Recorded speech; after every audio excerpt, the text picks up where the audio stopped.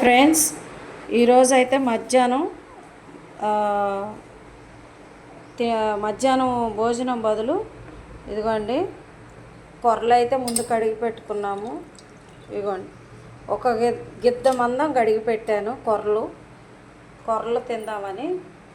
కొర్ర అన్నం అయితే మంచిదండి. సగం కేరా ముక్కలండి.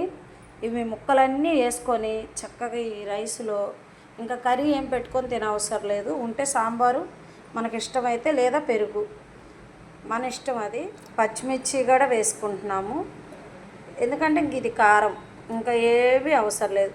ఒక చిటికెడు ఉప్పు వేసుకుంటే సరిపోతుంది. ఆనియన్స్ కూడా వేసుకున్నాము, టమోటా వేసుకుంటున్నాము. చాలా టేస్ట్గా ఉంటుందండి ఈ కొర్ర అన్నం. ఇది డైట్ ఫుడ్ అండి. ముక్కలు ఎక్కువగా తినాలి, రైస్ తక్కువగా తినాలి. కొర్ర అన్నం అయినా సరే ఏదైనా కానీ మంచిదని అతికి మించి తింటే ఏదైనా ఇసంగా మారుతుందండి. ఏదైనా లిమిట్లో తినాలి. ఈరోజైతే మధ్యాహ్నం డిన్నర్ అయితే ఇదండి నాది. ఇదిగోండి జీలకర్ర పొడి, ఒక హాఫ్ స్పూన్ జీలకర్ర పొడి వేసుకుంటే మంచిది. మనకు అన్నిటికీ మంచిదండి జీలకర్ర. ఎంత తింటే అంత మంచిది జీలకర్ర. ఇంకా మనం డైరెక్ట్గా పచ్చిది తిన్నా కానీ చాలా మంచిది. కొంచెం ఒక స్పూన్ తిని హాట్ వాటర్ తాగితే బాగుంటుంది. సాల్ట్ ఎక్కువ వేసుకోనండి, కొంచెమే వేసాను.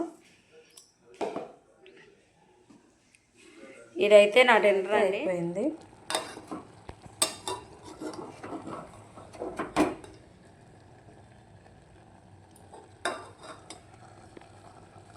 కొద్దిగా కొర్రలు వేడి కాబట్టి కొంచెం మనం పెరుగుతో తింటే చాలా బాగుంటుంది.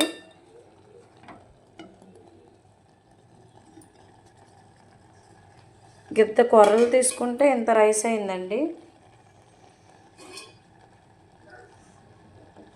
అంటే వెజిటేబుల్స్ ముక్కలు ఉన్నాయి కదా, అందుకని కొంచెం ఎక్కువగా అయింది.